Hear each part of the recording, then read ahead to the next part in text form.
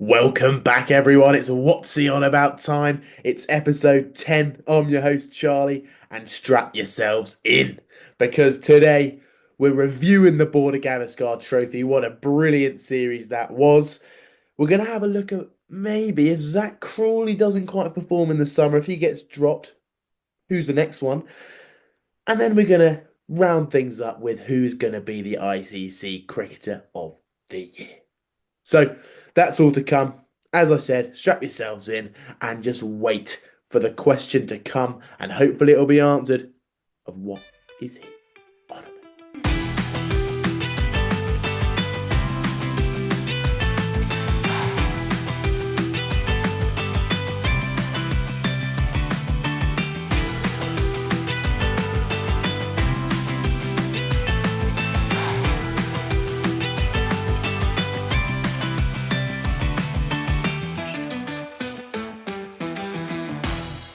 Unfortunately, Australia take the series 3 matches to 1. Now, you might think, is that deserved? I say yes. Some people saying maybe 2-1, some people maybe saying 3-1. I think it's 2.51 to Australia because I think it was a great series and maybe 3-1 was just a little bit too far apart. But let's have a look at some of the key performers. Virat Kohli's barge was a great moment, just about the best thing of the series, in my opinion. But no, there's only one man we've got to talk about. Player of the series, Jasprit Bumrah. I mean, this guy boggles the mind, doesn't he? He is absolutely ridiculous. Nominee for Cricketer of the Year award, which we're going to come to later in the show, but averaging 13 in a test series. In a test series as big as this one, oh, as well, it doesn't get any bigger. And Bumrah was making it looked like it was man v child out there. Unbelievable from Bumrah. I mean, he takes 32 wickets in the series, in the 5 match series, and he doesn't even bowl in the final innings, which is a shame because it was really set up to be a great final innings. Australia looked under the pump, and Bumrah just would have finished them off, let's be honest. I mean, it was close enough as it is, but without Jasprit Bumrah, he would have torn through them, especially Khawaja. He'd have been gone early. He was getting Bumrah, wasn't he? Poor old Izzy. Got out to him every time in the series, I believe. Was really in Jasprit's pocket there, Usman Khawaja. But excellent series for Jasprit. And could he be Cricketer of the Year? Wait till the end to find out. Another man. Did he go under the radar? I'm not sure by the end. Scotty Boland. It's hard. I mean, his stats are the same. He's averaged 13 as well. His average in Australia is something like 6 or 8. It's unbelievable stuff from Scotty Boland. And he gets 21 wickets having only played 3 matches. He was the third top wicket taker of the series. This bloke just causes turmoil in Australia. And as pitches start to develop over there, they're becoming green tops. Gone are the days where you'd have to bowl 90 M's at someone's head to bowl well in Australia. But nowadays, if you're bowling mid to high 80s on an area, which Scotty Boland is, let's be honest, you're causing turmoil. He's got the wobble delivery, doing all sorts, beat you on the inside edge, beat you on the outside edge. Him and Jasprit Bumrah are just torrid. Imagine having to face those two. Unbelievable. Two brilliant bowlers and the two best players of the series because there wasn't many batters to choose from, let's be honest. Now, looking forward, what a great series that was. But looking forward, we know that it's going to be Australia versus South Africa in the World Test Championship final. Here's a prediction for you. I think Australia will win. I think that's pretty set in stone. Australia have obviously played more cricket in England than South Africa. Australia, vastly more experienced team. And I just think the conditions, they'll suit Australia, and I reckon they'll be able to breeze through that South Africa. Not saying South Africa are a bad side, though. Absolutely not. They had a brilliant test match against Pakistan. Ryan Rickelton looks to be an absolute player, as both his 50s have been converted into one 160 odd and one 250 odd. I mean, that bloke opening for South Africa is a serious player. But I just think it's the prediction, isn't it? Everyone's going to say Australia to win. So maybe I'll play devil's advocate. No. Australia, going to win, undoubtedly. But might the Australian side look different? Let's have a think about this. Is Kawaja coming to the end of his career? Me personally, I know he's 37, 38, but he's going to go away to the Sri Lanka Test tour with Australia, and I reckon he's going to bat out of his skin. He always does in the subcontinent. So I reckon Kawaja will keep his spot. I don't know if he'll bow out at the World Test Champs or he'll wait to the Ashes, but that's up in the air. Constance will keep his spot, I reckon. I reckon the majority of that side are going to stay the same for the World Test Championship. But it obviously depends. I mean, Australia, Sri Lanka, away in Sri Lanka. It'll be a tricky tour for them. I don't know if there'll be many changes to the selection, but Australia look a side set in stone, and hopefully they'll be coming to the end of their career just about November, December time of 2025, because then we know who's rocking up the England boys. So, talking of the England boys, coming on to the part of the show, I'm going to make this an every week thing.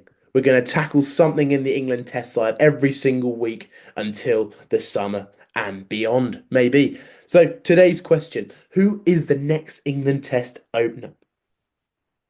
Personally, before we discuss this, I reckon Zak Crawley is going to play in the Ashes, whatever. All right, just to make that clear, because Brendan McCullum and Ben Stokes's mindset is blinding faith. You know, absolute trust in the player. He's hit a 250, so he'll do it again, and he'll bring in bucket loads of runs at some point. So Stokes is going to back Crawley, but here are the options because it's important to know the options so that maybe there's a bit more pressure or less pressure on Crawley than we thought there was. So option number one, Jamie Smith. Jamie Smith, he's open for Surrey. He's actually got 100 at the top of the order for Surrey. And the fact that he's done it there before and there's a lot of competition over that middle order does suggest that it will be a great idea to bump someone up. Jamie Smith's a great shot. He could also bat at three, but the question remains, doesn't it? Can you wicket keep and open the batting? Ollie Pope, I guess, could take the gloves, but Jamie Smith, I think, will be a great option to bat up there. He's done it before, and then you've got room for Pope, Bethel, Stokes, all of that middle order. Then, second option, Jacob Bethel. He could bump up the order, put a bit of pressure on, then Jamie Smith could come up to three. Bethel's got 450s opening the batting for England under 19s. He's done it there before as well. So Bethel's a great pick. He's looked really confident. And why not see him up there? Don't want to be too much too early though, do you? Phil Salt, option number three. Why not? Just why not? It's the way Bethel got picked in from the white ball side. If Baz likes what he sees over the Champions Trophy time with Phil Salt, who's to say he won't come in for the Ashes? Option number four, Alex Davies. Now, you might think, who is that bloke? But you might think, oh yeah, I know him. He plays for Warwickshire. He does. 1,100 runs in the county championship last year at an average of 50. And just to top that all off, he got 256 against Durham. And that Durham bowling attack included Bryden Carse, Matt Potts, and Scotty Boland. These three top quality bowlers. And Alex Davies tore them apart. 256 on that day for him. Now, there's a name that's being flown around. Keaton Jennings. It's tricky because personally, I think he's had enough of a chance. I think there's young players, not young players, sorry, Alex Davies, you are quite young, but there's other players who deserve more of a chance than he does. Yes, he's played well in the county championship. Yes, he's got 1,000+ runs last year, as he did the year before. But other players are doing this too. Other players opening the batting are doing this. And these players haven't had a chance. So I'd rather see Alex Davies, who, let's be honest, looks almost identical in stature to Ben Duckett. So it'd be a great difference, wouldn't it? Sub Crawley out and get Alex Davies in. That'd look beautiful. So yeah, no Keaton Jennings for me, unfortunately. Not doubting how brilliant a player he is, but maybe his chance will come. Who knows? Then finally, my favourite option of the lot, Ben Stokes. So you might think, what? Well, if everyone's getting annoyed at him getting injured for bowling too much, take the pressure off him with the ball so he can bat higher. And Stokes has done it twice before for England. He got 56 not out and he got 78 not out. And both of those going at a strike rate of around 150. Yes, he'd have done it in the fourth innings both times, but this guy could just open up. Imagine this in the Ashes 2025 first test. England win the toss, and out comes Ben Stokes, exuding aura, and he just walks out there as if he owns the place and pumps a ton in no time. Imagine that. Could happen, guys. Could happen. So, they're your options. Let me know. Follow the podcast. Make sure you're liking all the social media. Follow over there TikTok, Instagram, YouTube, wherever you're listening. Give us a follow and a 5-star rating before we move on to the final part of the show. The Test Cricketer of the Year. Now, there's 4 options: Harry Brook, Joe Root, Travis Head, Jasprit Bumrah. Have a think in your head. Who do you think really stood out for you? Well, coming in at 4th place in my rankings, I kind of did this to mix it up because I felt like I didn't want too many high Englishmen. So I went for Harry Brook. Harry Brook's had a tremendous year. 1,100 runs at 55. Jeepers. Serious stats for the young lad, but I'll put him low down because I reckon he'll have another shot next year. I reckon he'll be getting better stats, and I reckon he'll be a future Cricketer of the Year, undoubtedly. Travis Head, this guy, what sets him apart from Harry Brook is he's done unbelievable stuff in all 3 formats. Harry Brook's been not doing much in the T20, whilst Travis Head's gone and hit 500 runs over there in not many games. And Travis Head's averaged 40 as well in the Test game, so he really hasn't eased off there. He's played some magnificent Test-defining hundreds and just so destructive. So Travis Head, he's done it in multiple formats. He's number 3 for me. Joe Root at number 2. He scored 1,500 runs. This guy's ridiculous. Averaging over 55, more than Brookie. Rooty, I mean, he won it last year. Give the guy a break. Let someone else warm his seat. He's at number 2. Then, number 1, Jasprit Bumrah. People are forgetting.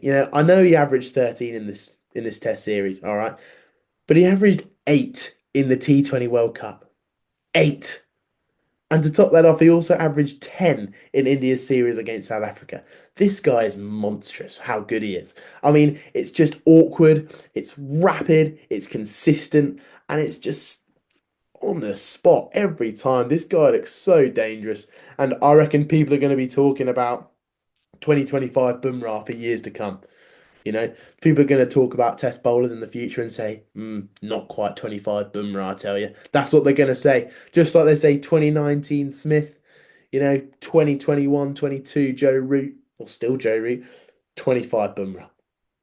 That's going to be the one we're all going to talk about.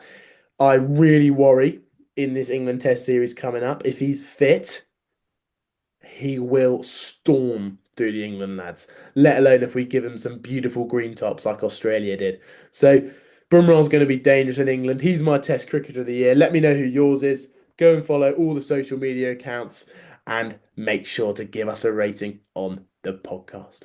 So as this episode comes to an end, make sure you ask yourself, and hopefully it got answered, guys, what is he on about?